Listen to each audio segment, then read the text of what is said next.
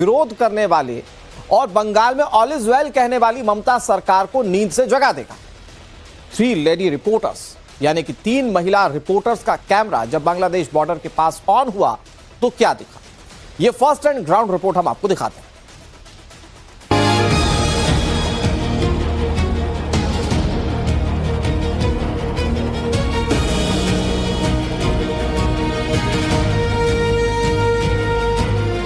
भारत में पहले सीए आया, फिर एनआरसी की बात हुई, लेकिन अवैध बांग्लादेशी घुसपैठिए इतना नहीं डरे जितना डर आज उन्हें वोटर शुद्धिकरण से लग रहा है। আপনি বাংলাদেশ থেকে কবে এসেছেন? এই 7-8 মাস আগে। আপনার কাছে কোনো লিগ্যাল পেপার ডকুমেন্ট কিছু ছিল? না। এখন চলে যাচ্ছেন কেন? ওই এসআইআর শুরু হয়েছে এই কারণে চলে যাচ্ছি। तो आप लोग बांग्लादेश से कब आए हो इधर? बहुत दिन आ गया। कितने दिन पहले? 3 बছর होगा। 3 साल हो गया। तो अभी क्यों वापस जा रहे हो आप लोग? फिर जाएगा, काटमांडू नहीं करते पाता है, भय लगता है, डर लगता है। डर लग रहा है? नीचे जाने भय आता है। एसआईआर का डर लग रहा है? मकान, दुकान, सामान, जिसे जो समझ आ रहा वही सिर पर उठाए बांग्लादेश भाग रहा। एक समय था जब भारत बांग्लादेश बॉर्डर से भारत में छिपते छिपाते घुसने की कोशिश करते इन बांग्लादेशियों की तस्वीरें आती थी, लेकिन आज तस्वीरें बिल्कुल उल्टी हैं। घुसपैठिए वापस बांग्लादेश भाग रहे हैं। लेकिन सबसे बड़ा सवाल यह है कि घुसपैठियों के पास सारे दस्तावेज तो पहले भी नहीं थे। कई सालों या दशकों से वो बिना किसी लीगल डॉक्यूमेंट के बंगाल में रह रहे थे। किसी ने चोरी से झूठा पहचान पत्र या वोटर आईडी भी बनवा लिया था, पर अब पश्चिम बंगाल में एसआईआर शुरू होते ही वो क्यों अचानक भागने लगे?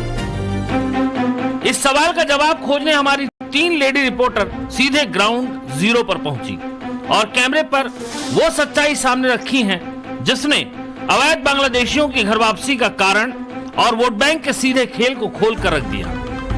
भारत बांग्लादेश बॉर्डर से पूजा मेहता और हृदिता चटर्जी ने भागते घुसपैठियों की गवाही नवभारत के कैमरे पर कैद की।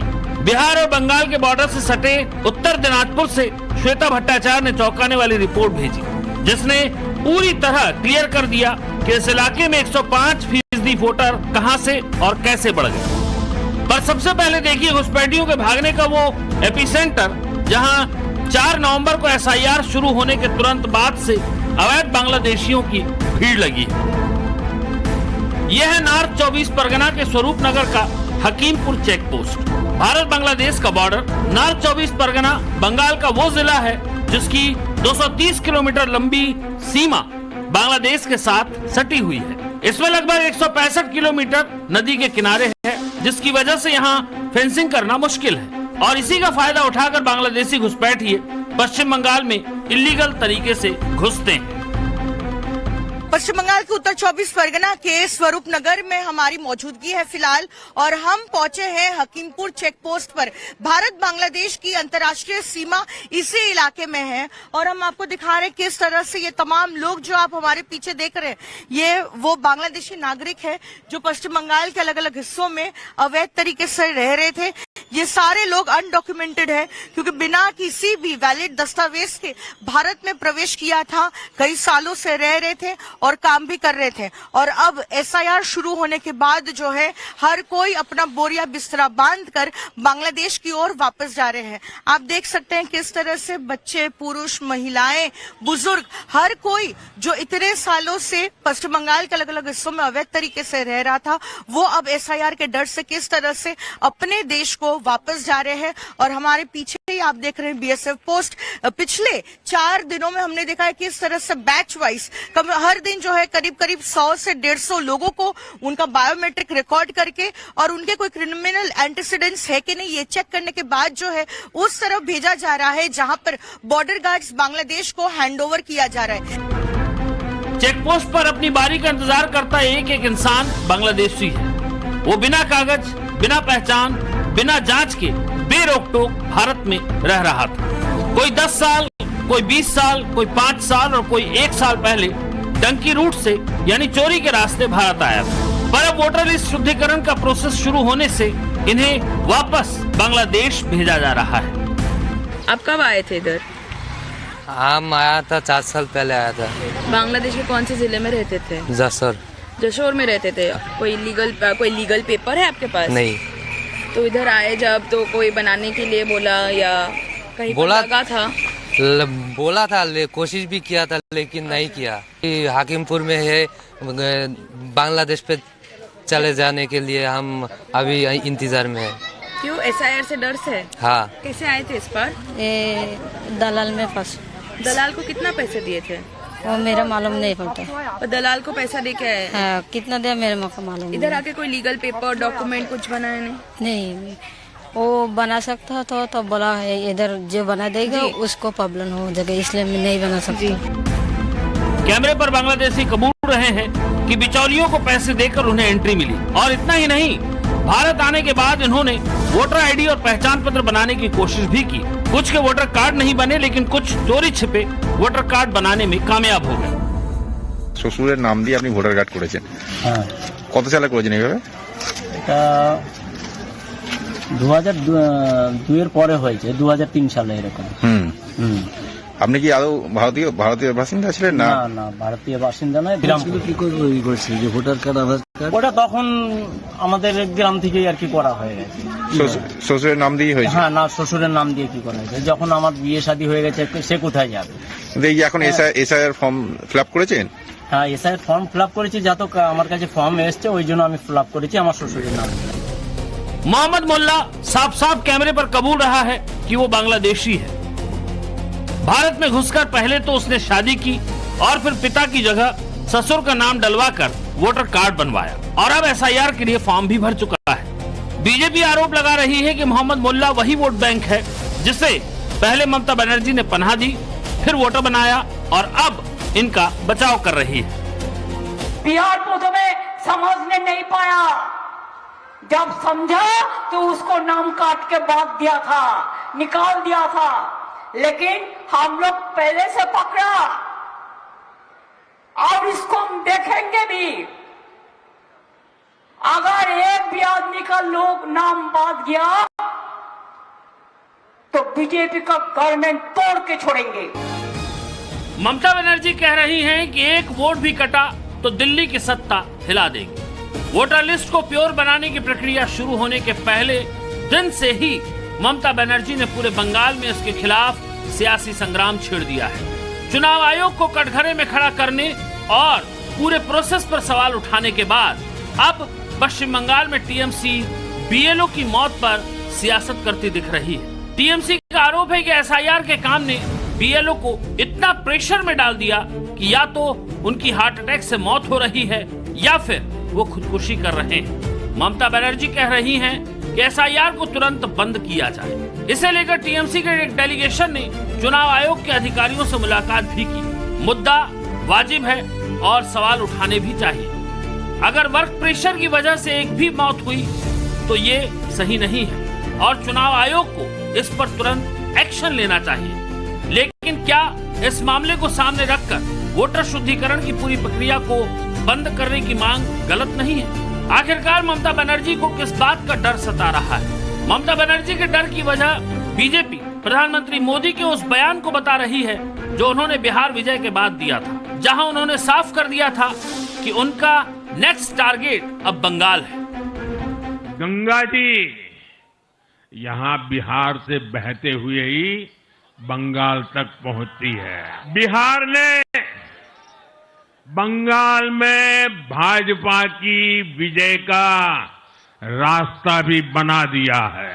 मैं बंगाल के भाइयों बहनों को भी आश्वस्त करता हूं, अब भाजपा आपके साथ मिलकर पश्चिम बंगाल से भी जंगल राज को उखाड़ फेंकेगी। बीजेपी का आरोप है कि दीदी को डर लग रहा है क्योंकि उनका वोट बैंक जा रहा है। दीदी को डर लग रहा है क्योंकि उनकी कुर्सी हिल रही है। तो ममता बनर्जी जी कान खोल के सुन लीजिए,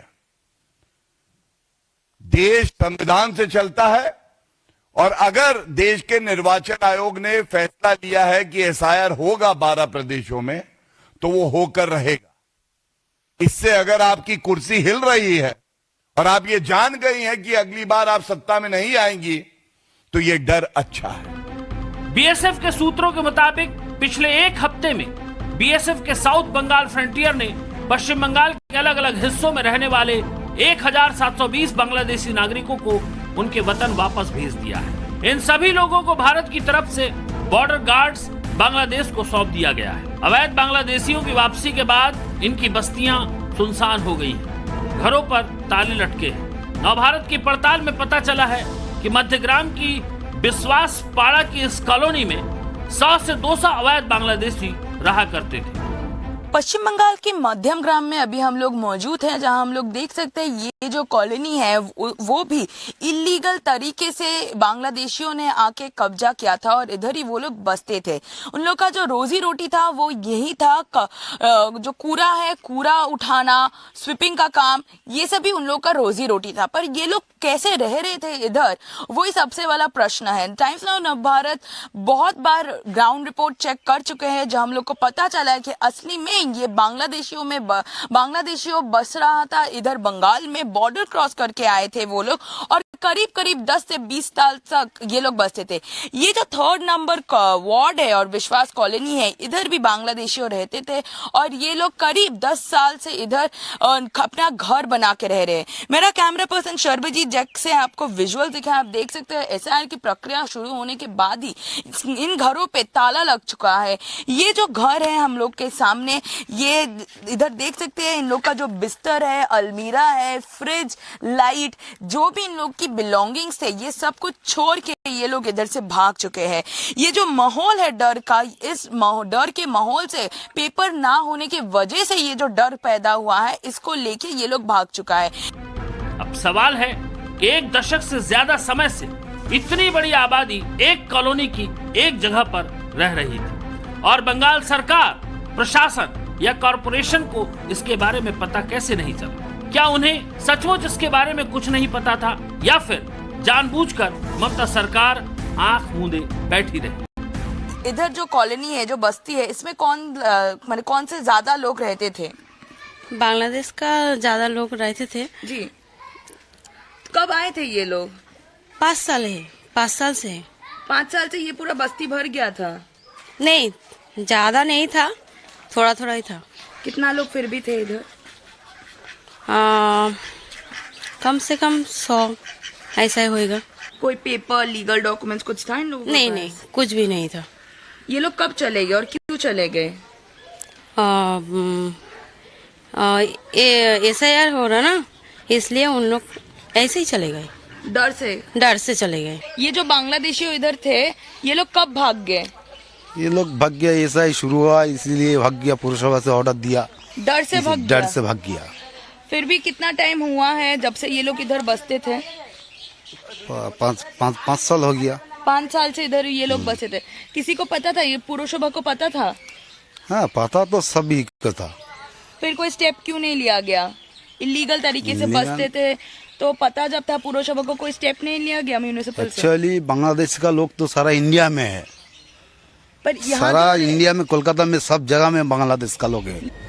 यानी सच ये था कि बीच शहर में मिनी बांग्लादेश बसा हुआ था और इसकी खबर शासन से लेकर प्रशासन सबको थी, लेकिन फिर भी कोई एक्शन नहीं लिया गया। बांग्लादेशी बिना किसी कागज के दशकों तक यहाँ रहते रहे, पर कोई इनकी पहचान पता करने नहीं पहुंचा। यहाँ तक कि बंगाल में फर्जी आधार कार्ड तालाब में फेंकने की खबरें तक आई। आरोप लगा कि वोट शुद्धिकरण के डर से 3 बोरियों में भरकर फर्जी आधार कार्ड फेंके गए। यानी फर्जी वोटरों का पूरा कच्चा चिट्ठा खोलने के लिए बस इसी एसआईआर प्रक्रिया की जरूरत है। और जैसे ही ये शुरू हुई, एक एक की पहचान सामने आने लगी। अवैध बांग्लादेशी कैसे बंगाल में घुसकर गैर कानूनी तरीके से रह रहे हैं, इसकी सच्चाई वहाँ का बच्चा तक जानता है। तुम जो इधर हो अभी, ये जो बस्ती है, इस बस्ती में बांग्लादेशी लोग रहते थे? हाँ। कितने बांग्लादेशी रहते थे इधर? 20 लोग। 100 लोग? 100-200 लोग रहते थे? हाँ। और ये लोग कब भाग गए इधर से? एसआईआर के बाद। क्यों भाग गए वो लोग? एसआईआर जो हो रहा है, इसके लिए वो लोग भाग गए। कब भाग गए? कुछ दिन आगे। 4 नवंबर के बाद से बांग्लादेशियों की वापसी का सिलसिला शुरू हुआ, लेकिन इस बार डर थ्री फोल्ड है। सीए के बाद एनआरसी और अब एसआईआर। इन्हें डर सिर्फ एसआईआर का ही नहीं है बल्कि एनआरसी का भी है। दादा आप लोग कहाँ से आए हो? कोलकाता से आया, अब बांग्लादेशी है। अब बांग्लादेशी हो? हाँ। कब से हो कोलकाता में? 1 साल हो गया। कैसे आए थे? वो आया था, वो चुरा कर आ गया। तो अभी क्यों वापस जा रहे हो? ये नहीं से चालू हो गया, इसलिए हम वापस जाना चाहेंगे। मेरा देश तो यहाँ पे नहीं है जी। मेरा देश बांग्लादेश है, डॉक्यूमेंट्स बांग्लादेश है। हाँ जी। इसलिए हम चला जाएंगे। चुनाव में 2002 में स्पेशल इंटेंसिव रिवीजन के जरिए वोटर लिस्ट की जांच की थी। इसके बाद से पूरे देश में वोटरों के नाम जुड़ते चले गए। बीते 23 साल के दौरान पश्चिम बंगाल में रजिस्टर्ड वोटरों की संख्या 4.58 करोड़ से बढ़कर 7.63 करोड़ हो गई। 2 दशक पहले राज्य में 18 जिले थे, जबकि अभी 23 जिले हैं। भारतीय निर्वाचन आयोग के आंकड़ों के अनुसार इस दौरान बंगाल के 10 जिलों में वोटरों की संख्या में 70% या उससे ज्यादा नए वोटरों के नाम जोड़े गए। इनमें 9 जिले बांग्लादेश के बॉर्डर पर बसे हुए हैं। पश्चिम बंगाल के उत्तर दिनाजपुर में सबसे ज्यादा रिकॉर्ड तोड़ 105.49% वोटर बढ़े। ये बंगाल का वो जिला है जो एक तरफ से बांग्लादेश के बॉर्डर से सटा है और दूसरी तरफ बिहार का बॉर्डर है। यानी बंगाल के रास्ते बिहार और बिहार के रास्ते भारत के दूसरे राज्यों में एंट्री के लिए ये मुफीद रास्ता है। ऐसे सेंसिटिव जोन में वोटरों की संख्या में 105% की बढ़ोतरी अपने आप में कई सवाल खड़े करती है। यही पता करने टाइम्स नाउ नवभारत सीधे ग्राउंड पर पहुंचा। पूरे पश्चिम बंगाल में इस वक्त एसआईआर की प्रक्रिया जो है वो चलाई जा रही है। इस वक्त वेस्ट बंगाल के उत्तरी दिनाजपुर के कानकी में हम मौजूद हैं। यहाँ लोग एसआईआर को लेकर कितने जागरूक हैं, और क्योंकि ऐसी खबरें भी आ रही हैं कि पश्चिम बंगाल में अलग अलग ऐसे इलाके जहाँ लोगों के कागजात नहीं है, कुछ अवैध घुसपैठ है, या ऐसे लोग जो रोहिंग्या हैं वो यहाँ से बाहर जा रहे हैं, ऐसी खबरें भी आ रही हैं। इसमें कितनी सच्चाई है, चलिए यहीं के लोगों से जानते हैं, उन्हीं से बात करते हैं। कुछ सुनने में आ रहा है कुछ दूसरी तरफ के इलाके हैं, वहाँ कुछ लोग हैं बिना कागज के या गलत कागज के रह रहे हैं, ऐसा आप लोग ने भी सुना है क्या? हाँ हाँ, तो देखाচ্ছে শুনতে পাচ্ছি। तो वो लोग अब वापस जा रहे हैं, तो ये तो अच्छा ही होगा। জায়গায় যাক, ওটাই ভালো। ওদের জায়গায় ওরা যাক, আমাদের জায়গায় আমরা থাকবো। ये एसआईआर मतलब सही है, आप मानते हैं? एकदम सही है, सही है, एकदम सही है। जो अवैध तरीके से रह रहे वो जाए, एकदम जाएगा। ये वो समय था जब अवैध बांग्लादेशी घुसपैठ को बंद करवाने के मुद्दे को लेकर ममता बनर्जी भरी लोकसभा में रोई थी। चर्चा के लिए समय नहीं मिलने के कारण स्पीकर पर कागज फेंक आई थी और बाहर आकर सदन से इस्तीफा तक दे दिया था। आज 2 दशक बाद उन्हीं ममता बनर्जी पर घुसपैठियों को संरक्षण देने और उनके लिए आंसू बहाने का आरोप लग रहा है। बंगाल बांग्लादेश बॉर्डर से पूजा मेहता और हर्षिता चटर्जी, उत्तरी दिनाजपुर से श्वेता भट्टाचार्य के साथ bureau report, times now Navbharat.